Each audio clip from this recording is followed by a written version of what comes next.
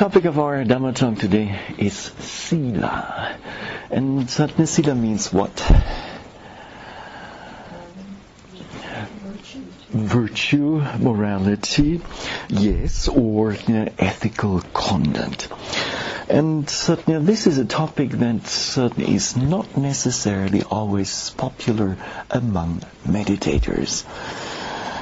And so it's actually not so easy to find. Thank you very much. To find the right way to present this topic. Now, what we shall do is in a more or in a less formal manner than usual, so less formal Dhamma talk than usual, we will explore the deeper meaning and different aspects of Sīla, and in particular in connection with our meditation practice, but also in a more general manner. Now, you will have surely read or heard once in a while that in the field of athletics, doping has taken place. So athletes with an intention to succeed, with an intention to be the greatest or the fastest runner or the greatest swimmer, will use various means to enhance their bodily growth, and in particular that of muscles. Now, this then obviously distorts the relationship among the different competitors, and this then has led to what?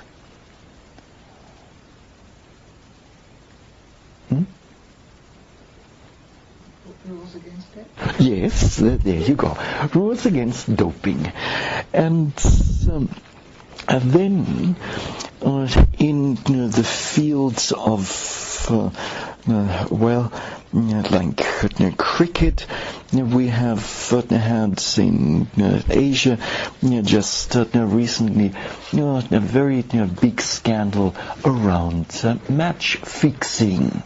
So certain players being influenced by others, by outsiders, outsiders who have offered some money to intentionally influence the results of cricket matches. And this then has resulted in what? This kind of a practice? Well, again, rules against match fixing. Now, politicians across the globe have been caught taking bribes, and have been caught taking kickbacks in contracts, that the government has given to, let's say, certain company, and this then also has greatly tainted the image of politicians in general, and this then has resulted in a call for greater rules. Politicians should adhere to certain ethical standards.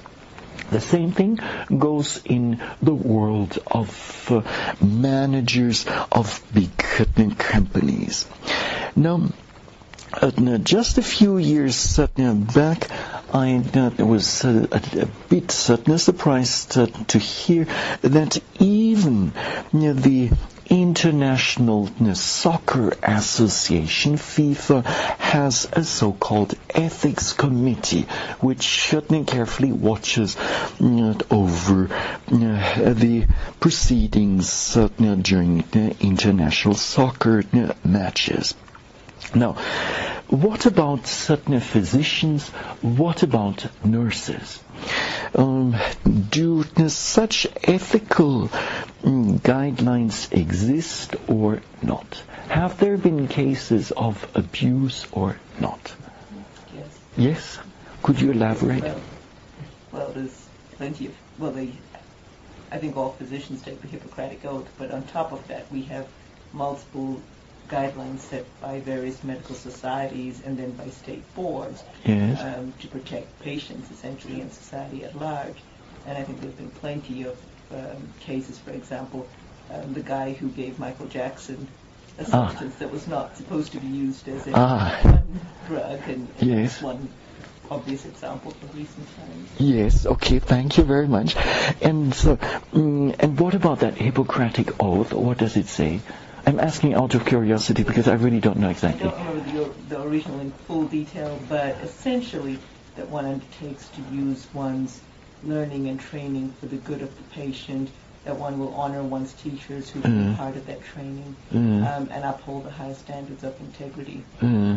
Right.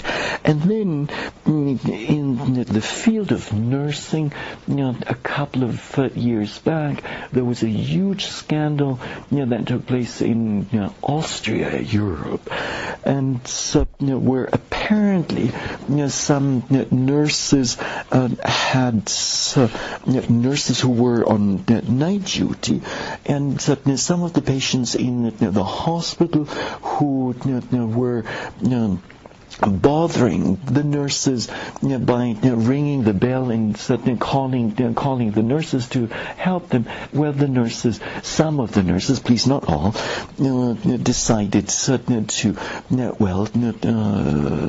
shorten the lives of those patients in a very cruel manner.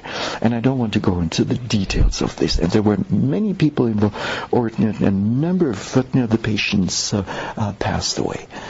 And that really created an uprising in Austria, and not just in Austria, but in many European countries, and then serious reflections about the health system and the role of the nurses, and then supervision came as a result of this.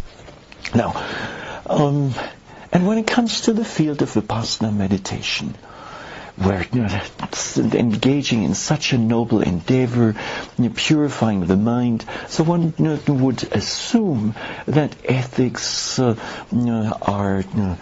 well understood, and there's no need to protect those. And have there been any cases of abuse? There have. Marcia is, well, you're laughing. Marcia? Yes, there have. Such as? Not so many, but one is too many. And there's been more than one. More than one. And so cases where, for instance, teachers would, or at least a teacher, I'm not referring to any particular case, please don't get me wrong, where a teacher possibly then maybe started some romantic relationship to a student while on retreat. And then the students objecting against this, and then raising this issue. So for a couple of years now, here in this very country, ethics committees have been formed. I know for sure for at IMS, Insight Meditation Society. The Insight Meditation Society has set up or has an ethics committee with appointed certain people who are on the committee, and the function of this committee is to follow up and deal with certain issues that concern a transgression of certain ethical guidelines in the relationship between teachers and students. You're also required to sign an ethical agreement that's written very clearly. Yes, right. Yeah, for the teachers, indeed. And on top of this also, I can only speak in IMS, and not of I'm West because I don't know the place, but at I'm West, IMS, also the employees at the meditation center are protected according to state law against any kind of abusive behavior. So let's say if the manager at a meditation center were to abuse his or her position of influence, then this would be illegal, and the employee could sue against the manager. So even in the world of the Vipassana, ethics committees exist. Now, still on a rather general level, ethics play a great role in the great religions or belief systems of the world. So in Christianity, the set of ethical, the most fundamental set of ethical rules is known as the Ten Commandments. There you go. And then when you think of the various Christian monastic orders, do the monastics live according to their free will? They can do whatever they like and say whatever they like. Yes, Venerable? Not at all. Lengthy catalogs of monastic rules exist for the Trappists and for the Benedictines and other groups. And then, who knows, in Judaism, what is the name of at least one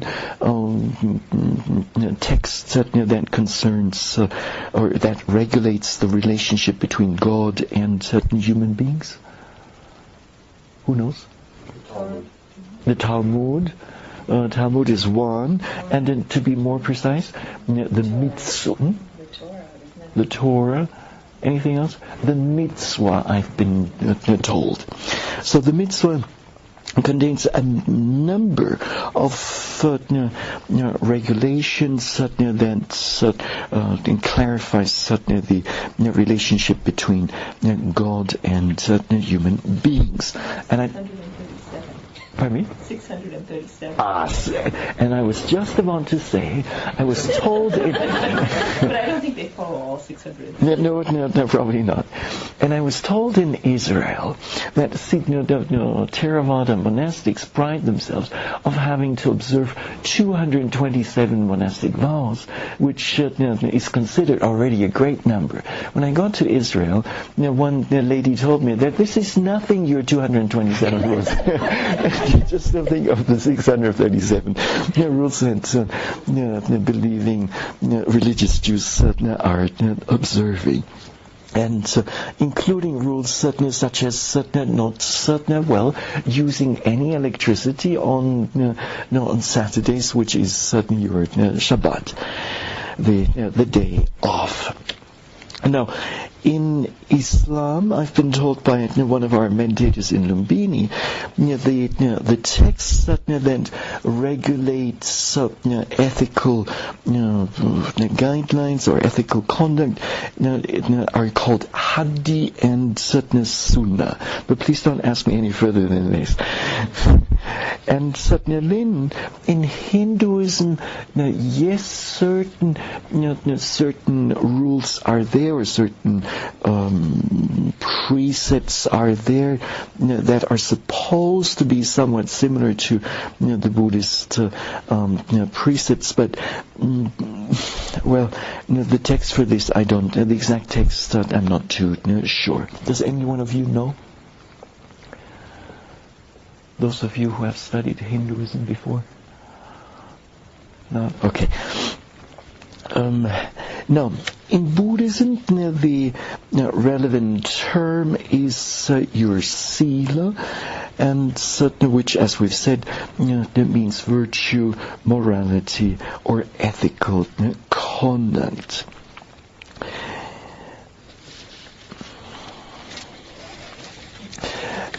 Already yesterday, Marcia and her talk on some Vega asked some very fundamental questions, namely questions about the meaning of life, and so to this list of different questions, one might ask the following question: why are we here? And so why are we here at this retreat meditating? We might as well use our time in different ways, and we might as well go and go on a vacation, maybe to sunny Florida, or other maybe some interesting place in Central America, or wherever you like. I assume that some of you are here maybe just out of curiosity, trying to figure out or trying to learn what this Mahasi style of Vipassana meditation is all about. Maybe you have heard already much about it, but you've never practiced it. Or simply, you might be here because you want more happiness in the present life. Or for those who have done already some amount of the meditation practice, you may have set your sights on Nibbana, and so you know already what you're going for. Now, whatever the reason might be,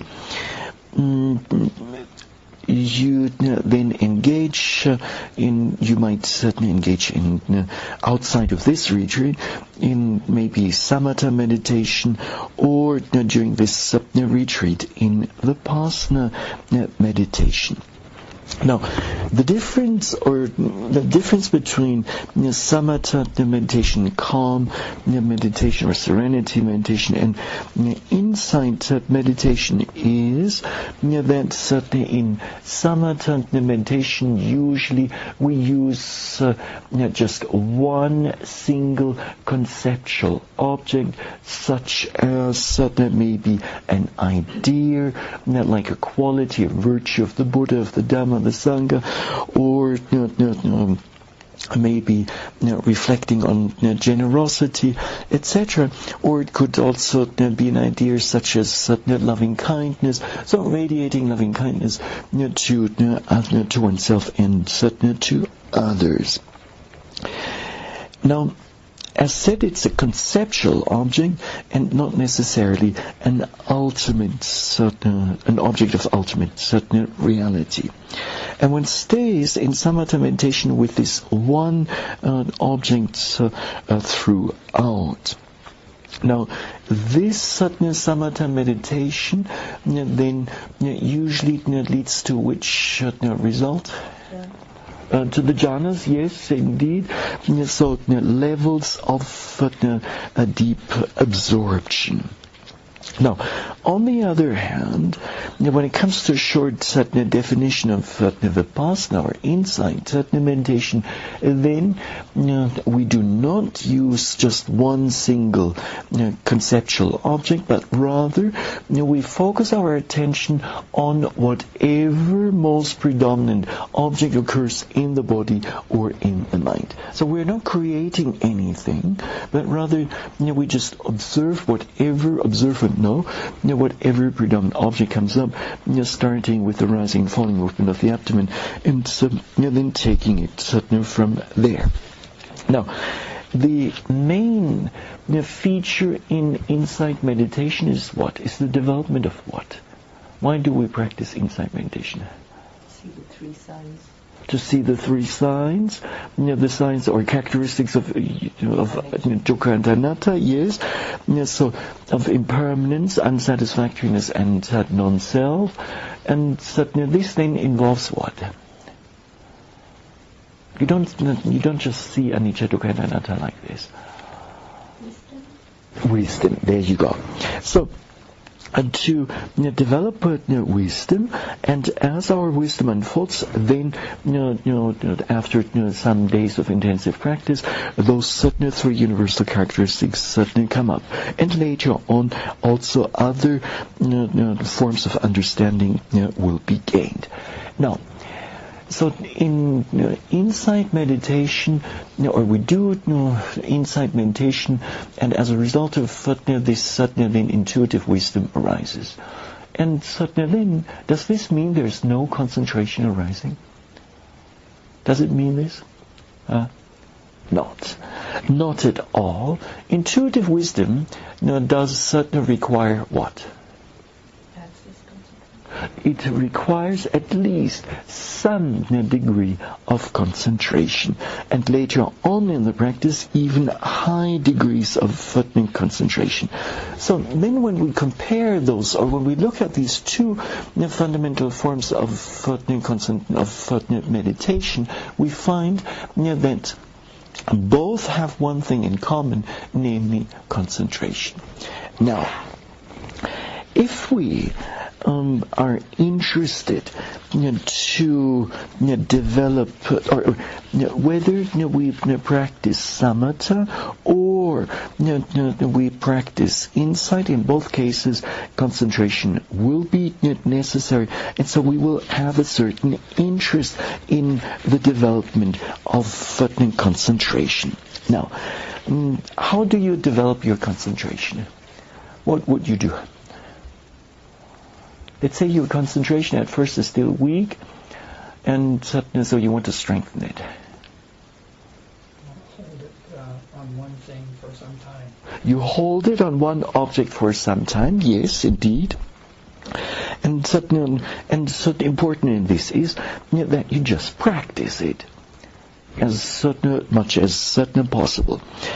And then another way of ensuring the development of concentration would be what? Mindfulness. That might help to some extent. Continuity of practice, yes. Here comes the answer. Here comes the answer, namely Sīla. Now, why are you saying this? Pardon me? Why are you saying this? Why is Sīla so important? You read a book. So then do you remember what the book said? To allow the mind to settle, because unethical conduct will cause these things to surface at some point and disturb concentration. And disturb concentration. There you go. So unethical conduct will have a certain impact on the mind. So if we are, let's say, on a retreat, and we transgress in one way or another, and to be more specific, let's say in the evening there's no third meal, and we say, I can't take this sensation of hunger anymore, and the door to the kitchen is open, and in the kitchen there's a fridge, maybe even two, and then one decides, and Surya is fast asleep in her room, and so there's nobody to watch, and then we say, okay, I will help myself to whatever leftover food there is in the fridge. So one proceeds, and one then alleviates the sensation of hunger, but then the next day come the consequences. And the consequences come in the form of an agitated mind. And one might then start worrying. Well, sooner or later we'll find out that half of the leftovers are missing, and then these questions come: who did it? And then we'll have to start an investigation. We've had this in Lumbini many times. So, anyways, and the meditator on retreat who helped himself to some food may gradually get may gradually start feeling uncomfortable. Sooner or later they'll find out what I did. And So this will interfere with the development of concentration. So the mind gets agitated. It is no longer pure and calm. And so this in itself may already be a very strong reason for a meditator on retreat. Whether the person is practicing samatha or inside vipassana, it doesn't matter. In both cases, one would certainly be interested to, if one wants to develop concentration, to observe a certain ethical code of conduct. Now, let us, if we approach this topic of Sīla in this way, then the term Sīla or morality or virtue will sound less heavy than usual, and so there's a certain justification for it.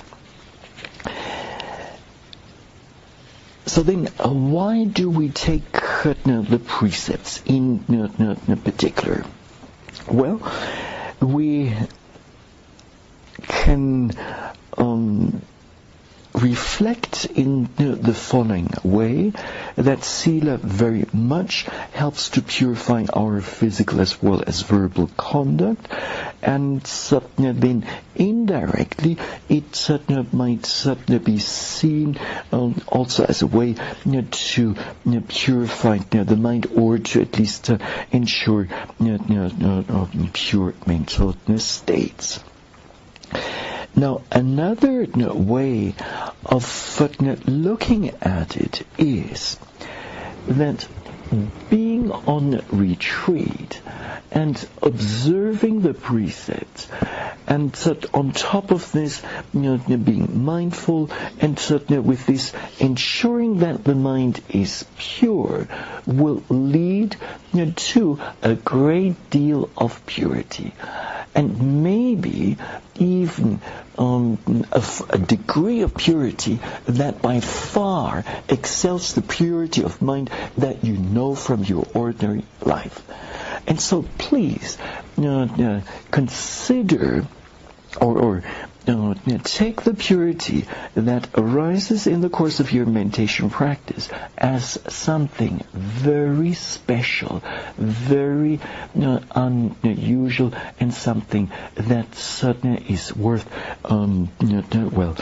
preserving and cherishing. Yes? When I first got here and I saw my beautiful big bed in the room that was so comfortable, I didn't know how I could take the 8th precept, in all honesty, because I'm sure the Buddha would have considered it a mahasayana. Maybe. So I'll be taking 7, because I thought, well, I could sleep on the floor, but then if I don't get good sleep, I won't meditate well. So we're in a hotel, so all our beds are comfortable. Can we really take the 8th precept? This is you're the second person to mention this. I know this might you might have a good point there. Yes, Alan? Doesn't the 8th precept really mean not necessarily high and lofty beds, but those beds that are given status so that people believe themselves better than others, have different status and different relationships to other people? It's not the height of the bed, but the relationship to our ownership of it. It's attitudinal. It comes up every retreat in this place. In this place. Talk about it. Something comes up every if to pick up what Marcia is saying, if we sleep in these the high beds, and then they end up all proud and conceited, thinking, what an important person I am, then indeed there is a problem with sleeping in such high luxurious beds. And the other way that we've dealt with it, because I say it comes up every time, is it's what's offered. So we take what's offered, and we take it with humility, and we use what's offered because it's offered. That's what's offered. It's attitudinal. I mean, you can have. That's a big attitude. Is a big piece of Sīla in many cases. Right. Indian tradition, though, isn't there a specific measurement? In the Vinaya, there is. There is. There is.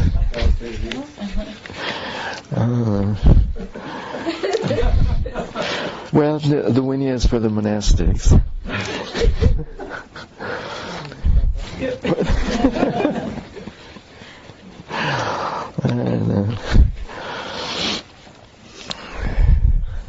So maybe then you and I would, then we should sleep on the floor.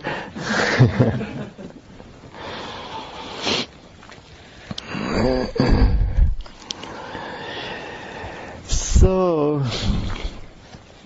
now, to understand better the meaning of some of the precepts, not all of the precepts, 8 precepts, we won't have the time for it. Well, if we think of the first precept, namely that of not taking life.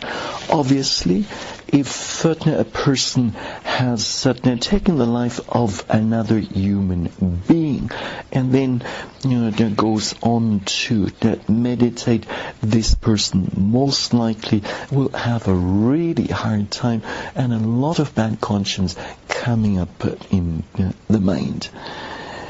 Now, this doesn't mean that it's not impossible to quiet or to calm down that disquietude, but at least it will be difficult. Now, on retreat, especially in Asia, where there's no shortage of mosquitoes, it may happen again and again that, let's say, meditators sue, and this is, I hope none of you know, there's no sue here, right? And so meditator Sue is sitting in her under her mosquito net in the meditation hall, and then unfortunately there is a mosquito buzzing around her head. And at first, Sue is just mindful of it, as labels it as hearing, or buzzing. But then gradually, after a while, it gets too much, and she gets pretty agitated, and suddenly then she squishes that or swats that mosquito. Now, she thinks nothing will happen. I have every right to get rid of this mosquito, and suddenly this is my mosquito net, and there's no reason that I should share it with this mosquito. However, maybe a few hours later, when sitting again in meditation, at least a little bit of disquiet comes up, and a little bit of agitation comes up in the mind. And then this will surely weaken her concentration. Now, so observing this first precept of not taking life, and of not taking human life, also not taking the life of mosquitoes and ants and flies, etc. And I have to add the word intentionally, deliberately. So this then will help us to maintain the mind in a calm and not agitated state, and in turn this will help to develop concentration. Now, not touching on the second precept, let us explore the third. The third precept is that third among the 5 is that of not indulging in unlawful sexual relations. So, in other words, adultery, to stay away from adultery.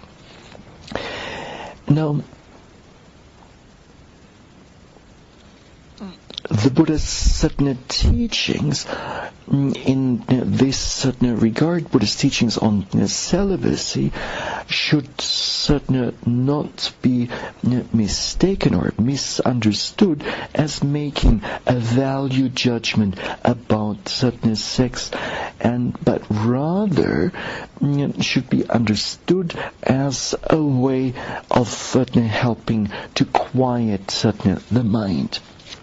Now, to give you an example here, and obviously it is an example made up from imagination. So, in our story, we have meditator Bob, who is young and the prime of his health, who is on retreat, and it so happens that his girlfriend is also on retreat, and he's heard about the precepts, but he couldn't be bothered. And so he says, what the heck with this third precept, it's not for me. And then secretly he sleeps with his girlfriend every night during the retreat, at least during the first few days of the retreat. And then, in doing so, he thinks, well, it will help my practice because it really helps me to feel happy and I have no tension. Now, even though he is doing it under those assumptions, yet he notices that he's progressing rather slowly in his meditation. And then during the daytime, during the sitting sessions, he sits there with eyes closed and daydreaming about his girlfriend, and she does just the same thing. She dreams about him, and the meditation is so difficult for both of them. And so they basically create more mental waves, and their minds are not quiet at all. Their minds are full of lust and longing and counting the hours in between. Now, you can imagine that certainly for both of them it will be very easy to develop concentration or difficult. Very difficult indeed.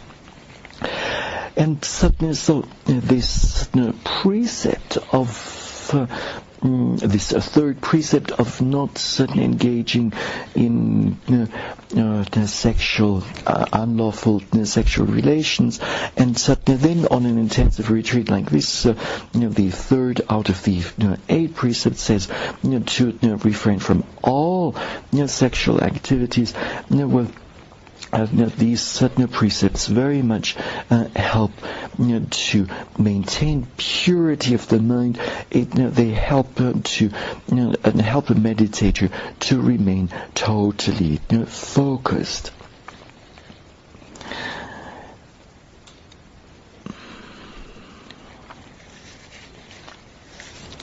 Now, in these certain ways, we then come to understand that not observing a precept really interferes with our meditation practice, and observing the respective precepts helps our practice.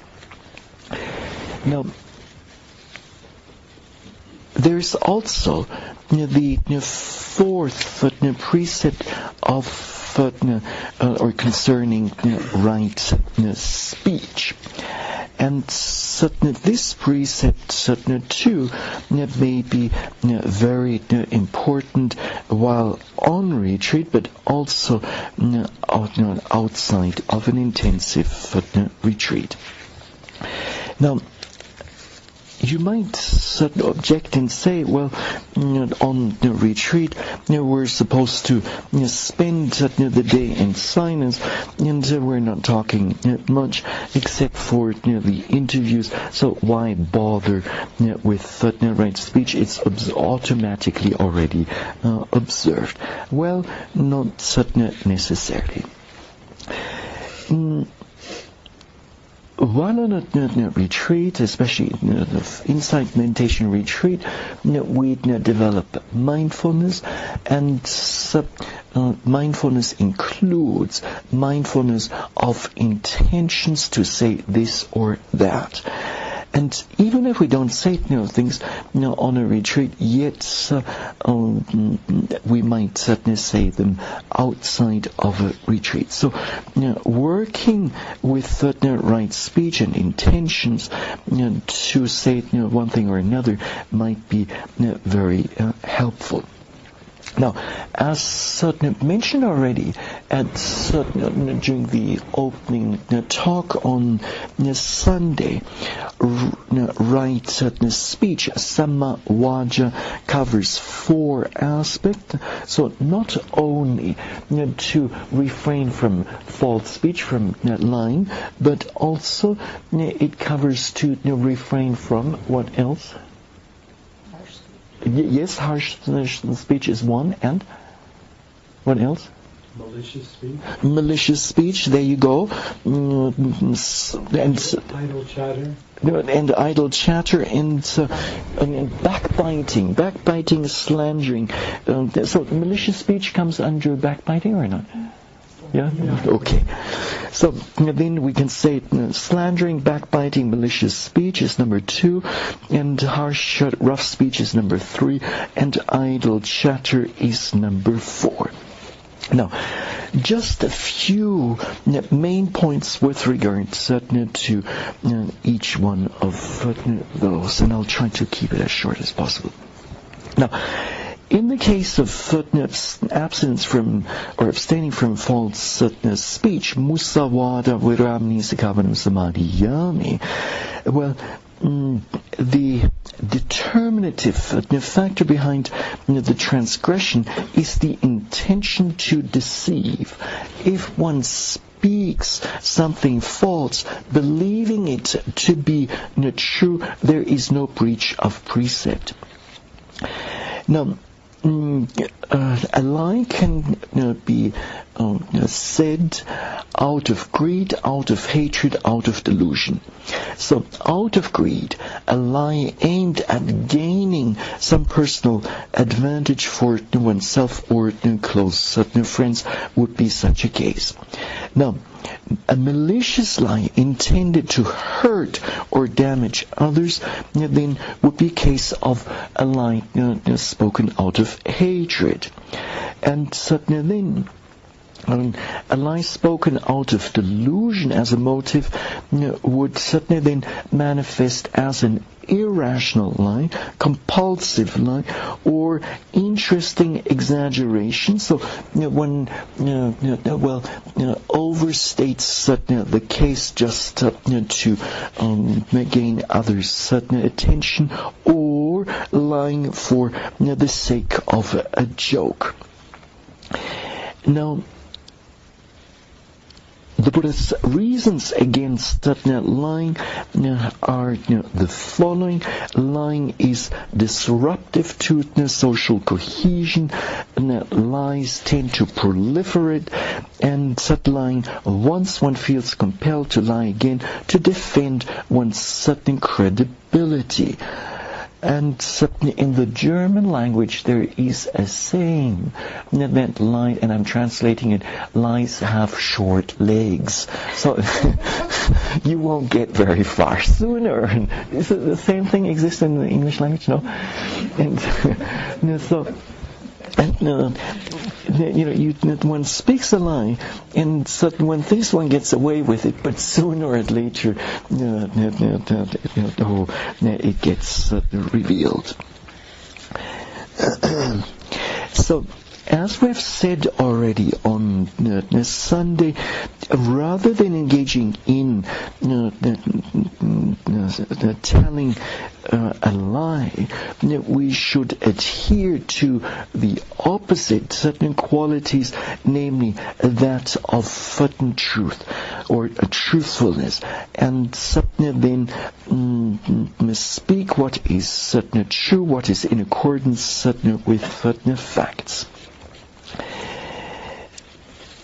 Now, the second form of wrongful speech is that of slanderous speech, in the Pali scriptural language known as Pisunaya Vachaya Veramani Sikabadam Samadhiyami. So the second term for this is backbiting, and the term is actually very nice. So behind the back of another person, in his or her absence, you are saying nasty, or one is saying nasty things. Now, obviously, this is easy to do, but the results of such backbiting or slanderous speech can be very serious. And now, slanderous speech is intended to create enmity, division, to alienate one person from another or one group from another. And the motive behind slanderous speech is generally aversion, resentment of a rival's success or virtues, the intention to tear down others by verbal denigrations. And this also oftentimes, I'm not saying in all cases, but at least in some cases, happens in the context of, denigrating another person and praising oneself. And putting another person down and then talking highly of oneself. Other motives might be a cruel intention of causing hurt to others, an evil desire to win affection for oneself, and perverse delight in seeing friends divided. Now, slanderous speech is one of the most serious moral transgressions. And since it is based or rooted in hatred, dosa, and any act based in hatred will be an act of akusala kamma. So an unwholesome act, and there will be unwholesome karmic results to this. And if one does this intentionally, so one slanders deliberately, then and if the statement is on top of this wrong, then the unwholesome results are going to be even greater. Now, the opposite of slanderous speech is speech that promotes friendship and harmony, and a form of speech that originates from loving kindness, metta, and karuna, which then wins the trust and affection of others. Now, if one makes it a point to abstain from slander, then over time one will gain a retinue of friends who can never be turned against one by slanderous words of others. Now, just an interesting aspect in the context of conflict resolution and peace building, the following has been observed. A conflict usually starts because two people or two groups of people just don't want the same thing. So there is a conflict because of a certain issue. Now, if the two parties involved do not manage to reconcile things at this very first level, then things will very soon get worse, and then a certain personification takes place, and then the conflict is no longer about the issue, about the difference of opinion or whatever, but rather it's about the personalities involved. And so then, because you have such and such a personality, this conflict is happening. Now, if both parties don't manage to control things at this level, then things will get what? Worse or better? Obviously worse. And then what might happen is that the communication rather than talking to one another directly, communication breaks down, and then the backbiting starts.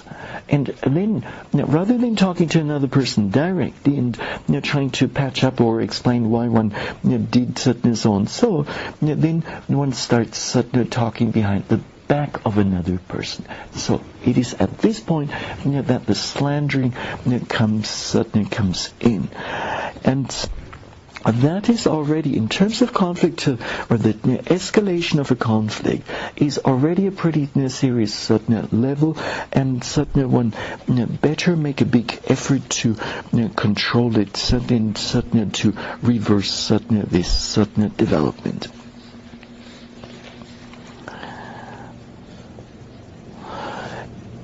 Also, if things don't get any better, then easily,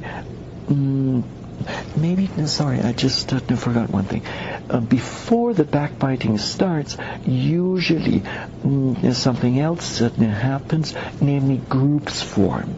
So one then looks for people of the same opinion. And so groupism takes place, and then the communication breaks down. Sorry, that's more accurate like this. Now, the third form of wrongful speech is harsh speech, in the Pali language known as Farusya Vajaya Verami Sikabanam Samadhiyami. And so this is speech uttered in anger, intended to cause the hearer pain.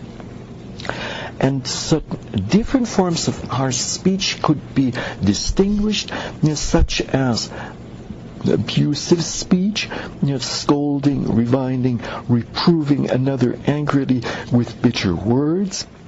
Or it could come in the form of an insult, hurting another by ascribing to him or her some offensive quality which detracts from his or her dignity. And so basically, an insult is just a way of trying to weaken the other person's ego or sense of the ego. So the other person has a certain perception of himself or herself, of what a wonderful person one is, and so if one denigrates another, or if one insults another person by ascribing some wrongful quality to this other person, well, then this does not coincide with one's own perception of oneself, and thus the ego is attacked, and then often at times people lash back. Now, another form of harsh speech would be sarcasm, speaking to someone in a way which lauds the person, but with a tone or twist of phrasing that the ironic intent becomes clear and causes pain. the main root for this is aversion, mostly impulsively without deliberation, and as a result of this, the karmic consequence will be somewhat less severe than in the case of slandering or backbiting. Now, if you happen to be on the receiving end of harsh speech, then how would it be best to tackle this? By hurling harsh speech back? Yes, no? So then what do we do? Christianity, they turn the other cheek. Oh. Well, in Buddhism, it's simply patience. And then, for a meditator, all you need to do is you just label as hearing. No, and it's just there's just some sound that comes and goes, and no need to take it too seriously. Now, in the case of the fourth and last form of wrongful speech, we have idle chatter, and so ideally one avoids idle chatter, one abstains from it, one speaks at the right time in accordance with facts, speaks what is useful, speaks of the Dhamma and the discipline. One's speech is like a treasure, uttered at the right moment, accompanied by reason, moderate and full of sense. Just to highlight one aspect here, and of course there could be much more said about the other points. So one speaks at the right time. Let's say if you have something important to communicate to your spouse or friend or fellow worker, wherever it might be, if the other person is, let's say, pretty agitated and angry, then would it be, and very busy, would it be a proper time to talk about this very important issue? Obviously not. So the timing plays a tremendous role. So if you catch another person when he or she is angry, and you tell the person something that's is really important to you, and might concern the other person, then you're bound to get a bad result or bad response. So meditation practice very much helps us to understand when we are angry ourselves, and then to understand how we feel in that situation, how we act in a situation like this, and having it understood this for ourselves, we then also are in a much better position to see when other people are angry or let's say very uptight, etc. And then we can say, okay, this might not be the perfect moment to bring up some serious matter. Now, idle chatter is pointless talk, speech that lacks purpose and depth, speech that communicates nothing of value and only stirs up defilements in one's own mind and the mind of others. Now, you might object when it comes to lay people. They cannot be like the monastics talking about Dhamma all the time, and so there's certain social norms that need to be observed. And so when you are with family or friends, you might need to engage in polite conversation or similar things. And so that is okay and not necessarily seen as a form of idle chatter. Now, Venerable Bhikkhu Bodhi, in the context of right speech, and in particular idle chatter, has pointed out that modern mass media bombard us with a huge amount of useless information. And information that might as well be seen as idle chatter, as information that is not absolutely necessary, at least not in the context of meditative practice. And so obviously, mass media, they're reporting news and about latest events and whatnot, and so on a certain level, there's a meaning to this, but when it comes to our spiritual life, all of this might not be all that necessary and helpful.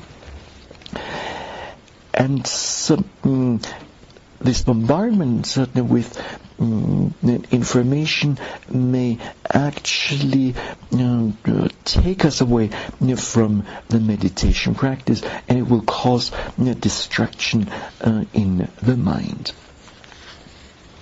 And hence it is good to refrain from it. And as a result of this, on a retreat, as retreatants, we refrain from using those mass media. And after a retreat, obviously, it's a different matter. Now, by abstaining from the four forms of unwholesome speech, we then essentially engage in right speech. By restraining oneself from unwholesome speech, one establishes the practice of right speech. And with this, then, by refraining from unwholesome speech, one engages in speech that is truthful, so the opposite of lying, that is gentle and beneficial and promotes harmony.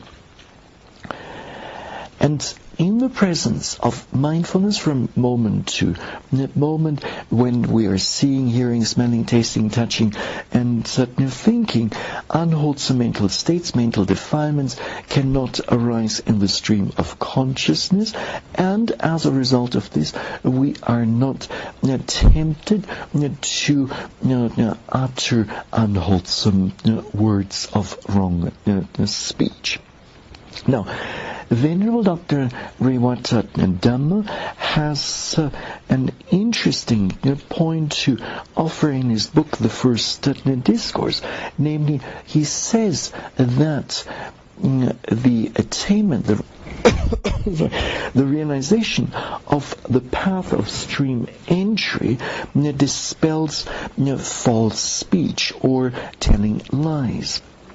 Now, when it comes to the realization of the path, the noble path of a non-returner, so anagami magga, this dispels the two forms of wrongful speech, namely slandering and abusive language. And in the case of frivolous talk and useless chatter, well, this takes the attainment of arahata magga and phala.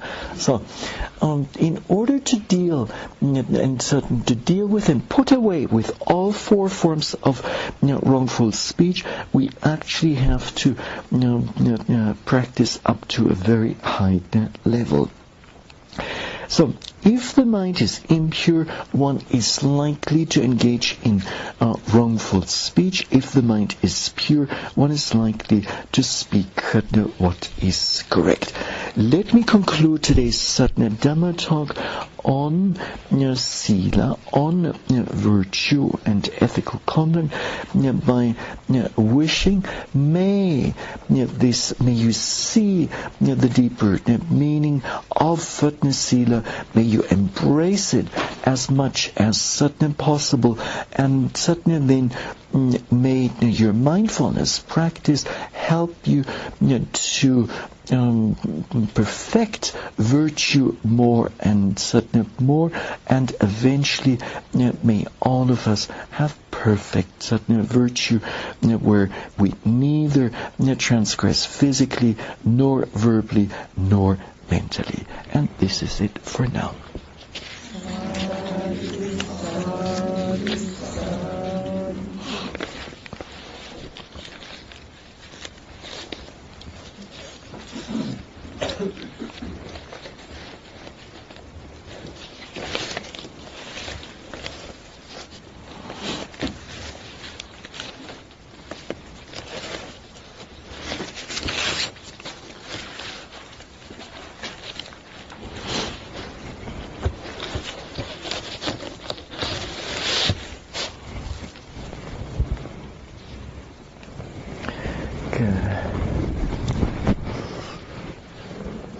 Any questions? Yes, let's hear. So, Jim? If you take the precepts in terms of body, speech, and mind, at the level of body and speech, the precepts are, frankly, pedestrian and ordinary. It's where they gain nobility and virtue is at the level of the mind. And if there's any truth to the notion that there's a kind of causal sequence that begins with the intention in the mind before it, registers in the material world, then it's the practice of the precepts at the level of the mind that is the most essential practice, it seems to me. And during meditative practice, of course we're not engaged in anything. We're not harming living beings. We're not going out hurting anyone. We're not lying. There's no sexual misconduct. It's all taking place within the mind, what's taking place. And it's the practice of the precepts there that is, it seems to me, essential. But we never talk about that. We always talk about it in terms of watching less TV or stuff like that. It's very pedestrian.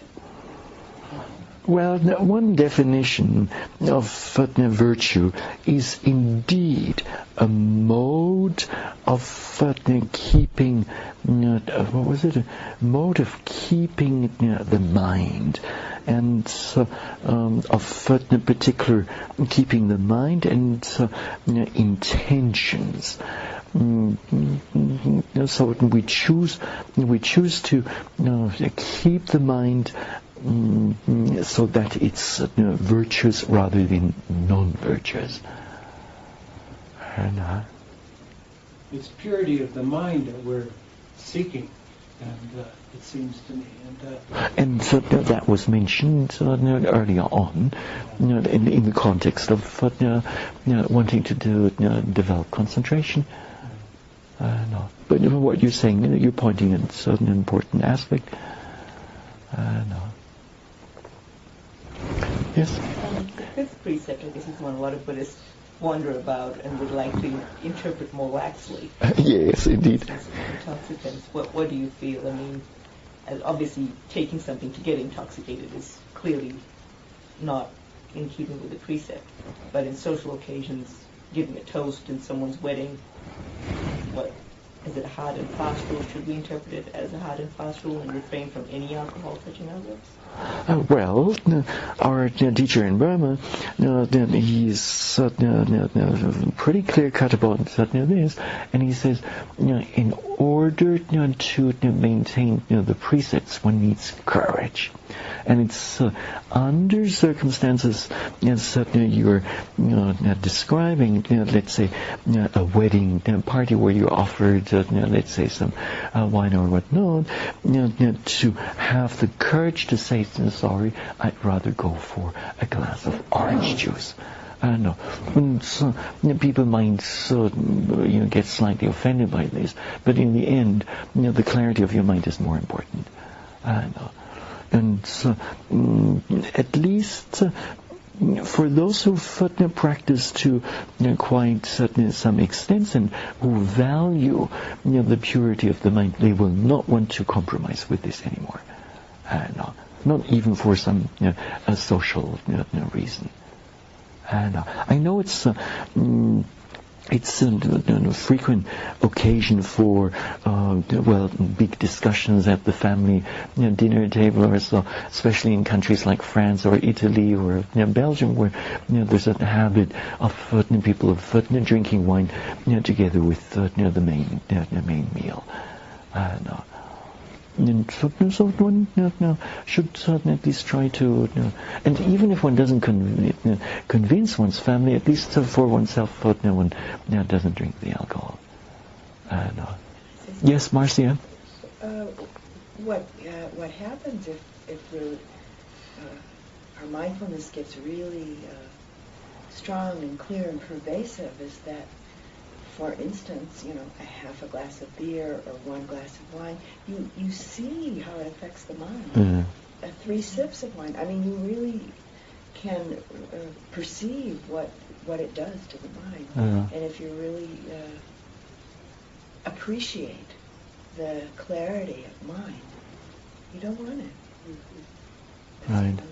And the Venerable Sadhu Pandita is pointing out still one more aspect. He says, if one were to break that 5th precept and just drink a sip of alcohol, or let's say, or maybe a lot, it doesn't matter, and with this, there's a likelihood that one is also going to transgress the other 4 precepts, at least one or the other. So let's say, if we take some young adult who gets drunk at a party, the person is likely to break the 4th precept of wrongful speech, and will just talk a lot of nonsense. And when one is somewhat tipsy, then one might come up with all sorts of ideas that under normal circumstances would not arise in the mind, and one wouldn't act on them. As you will surely know, alcohol, under the influence of alcohol, people do things that normally they wouldn't do. It breaks certain barriers that are built into the mind. I think there's a very natural process that happens with practice as it goes deeper and deeper in terms of the experience of the purity of the mind and the appreciation of it and understanding how to keep it and not transgress it. Mm-hmm. And it's we make decisions out of a more cerebral, a more intellectual understanding, of course, along the way. But there's really a very natural process that happens where we just let go of that stuff. We just because of the experience that we have when we're without it. As your mindfulness increases, I guess you can pick up much quicker. Yeah, sure. You see the effects, so you can just let it go. And so it's a very organic and natural process that occurs. Indeed, and so what Marcia is saying is very good. It's basically the Dhamma at first is just a norm. No, the Dhamma says, please, conduct yourselves in such and such a way. Okay, and at first one might not necessarily understand why one should should behave in such ways. But then, through the practice, as Marcia has outlined, one then gradually comes to understand for oneself, one sees for oneself, and then it becomes a verified experience. And it's not just because the Buddha said so and so, but rather, one's personal experience is there. And yet another aspect is, people happily take a glass of wine or champagne or whatnot because they think it makes them more happy, and then they'll be more joyous and more creative in engaging with others. No, but when you meditate, you realize you don't need that. There is the happiness within. And that happiness is not, dependent on some external, intoxicating substance. I don't know. Why? If there is already within some contentment and happiness, why then take a glass of wine? I don't know. It becomes superfluous. I don't know. There is an additional layer of difficulty here. Such as? I have not drunk alcohol now for 4 years, since my first retreat with you, and but we still have dinner parties, and we serve wine at the dinner parties. I sit there with a glass of pomegranate juice because it looks like wine, and that way nobody feels that I'm a replace, but I'm serving wine to the guests. Now, I'm up against a choice. Do I tell them, well, for tonight, fellas, let's take the vows, or do I drop my friends? Because they're not teetotalers. Well, that's a neat approach. So yeah, sure. And you see, for barkeepers, it's the same thing. If a barkeeper were to drink the alcohol with every invitation that comes from the guests, or for hotel owners, it's the same thing. They'd be dead by the end of the evening. I know. You can't possibly drink all that much.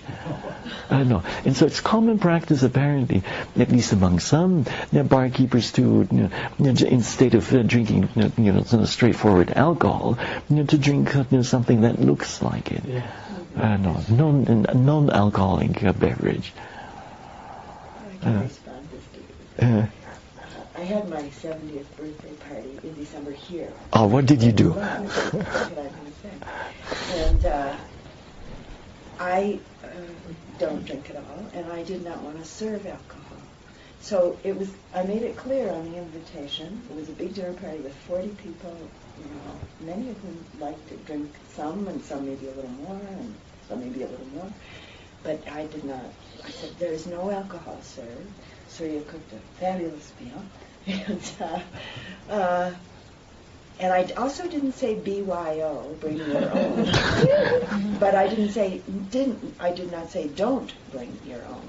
And I had one cousin and another one or two people who brought some alcohol. And they put it on a table in the back, and that was their business. They did bring it. I kind of knew one of them would. Mm-hmm. I kind of hoped he wouldn't, but I knew he would. And so that was that. I mean, for me, and maybe you can't do that at a dinner party, BYO, bring your own. Maybe you don't feel comfortable with that. But for this event, it was clear to me I didn't want to serve alcohol, and I if someone wanted to bring their own, that's their business, but I wasn't going to provide it. Right. And nobody was upset. Nobody was hurt. Nobody was judgmental. It was perfectly okay, actually. No, but I mean, I carry you around on my shoulder side down and pouring the wine. I'm hearing you say, well, if it's no good for you, why is it good for them? And so... Well, yeah, your friends will be adults, and so they will have to decide for themselves. It's their choice. Yes, Alan? Could it be characterized that, that because these are training precepts, that every step along the way while we experiment with any and all, as well as mindfulness and concentration, that at varying degrees our training will become congruent with that training, and at certain levels, like with tennis or anything else, at certain levels we gain deeper understanding, appreciation, and it comes naturally, unfolding rather than conflict. And it's always going to be a conflict until we're arahants. Right. And that's exactly what Marcia pointed out early on. It's a gradual process of integration. And then, with the precepts, it's not that they're forced on us anymore, or we can keep them because someone tells us to, but rather, this happens from within, and there's no more motivation to do otherwise. There's a huge difference there. What other, you mentioned the false speech with the different stages. Sotapattimaga. What about the other precepts? With the different stages, is there a clear gradation or? Yes, well, if it's, for instance, killing, taking life, if that takes place out of anger, then that would go with the attainment of anagamihood. So it will depend on the predominant mental states that are prevalent at the time of transgression.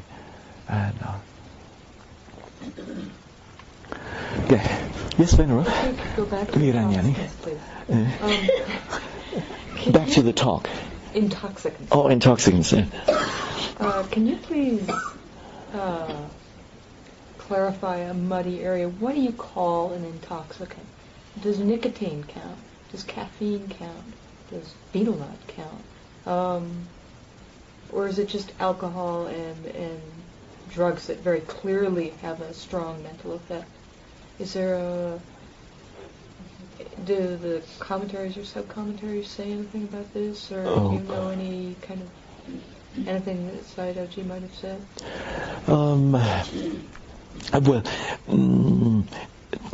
Definitely, to avoid alcohol, and in terms of drugs, it's not just ordinary drugs, but also designer drugs, or modern drugs. And then Sayadaw is not a friend of betel nuts whatsoever. And the monastics, at least in his monasteries, are not allowed to chew any betel. And with the lay supporters, if they do, he strongly discourages them from doing so. And so it seems that chewing betel, yes, there has some enlivening function to it, or effect on the mind, and so that would not be okay. And with smoking cigarettes, nicotine. In Burma, there's one monastic sect that does allow the monastics to smoke, but this is just one sect, and the Shwejin Nikaya does not approve of this, and in the Shwejin Nikaya there's no smoking allowed whatsoever. And in terms of coffee, one could definitely coffee and caffeine and tein stimulate the mind. There's no doubt about this. The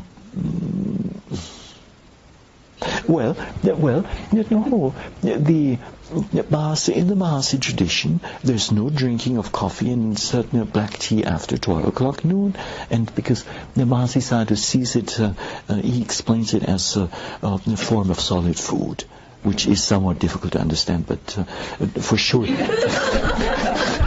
you're not going to eat your coffee. Sugar's a stimulant as well. many monasteries, sugar is, you can eat lots and lots. Right. Right, and then there's... And it has a very strong effect, actually. I know.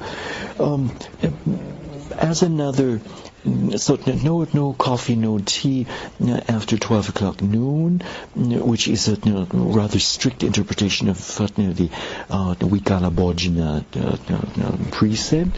And then apart from this, just, if we go by our own experiences with coffee and tea, once one knows how much coffee and tea can stimulate the mind, and the impact on our own meditation practice, especially when the meditation gets really refined, and the mind also gets very refined, then naturally we will want to abstain from those.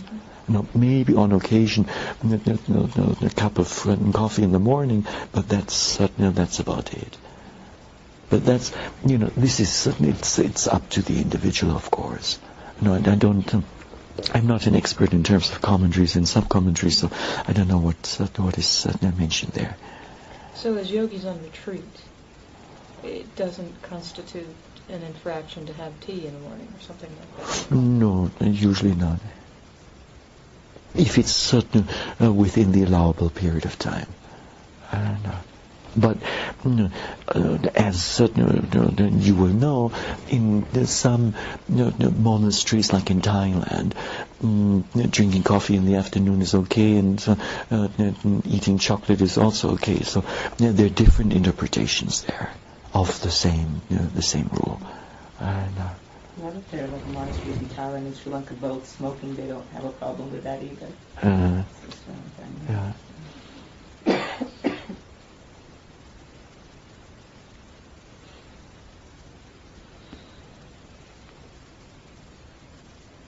There are differences in terms of the strictness and how far does one want to go in applying these precepts or monastic vows.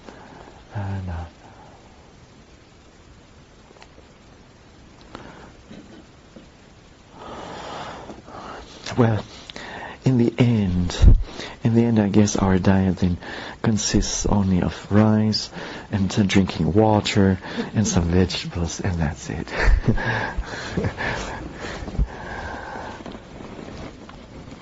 Okay, maybe not this much for tonight. And Marcia, you're going to give the next talk tomorrow? Yes? Okay.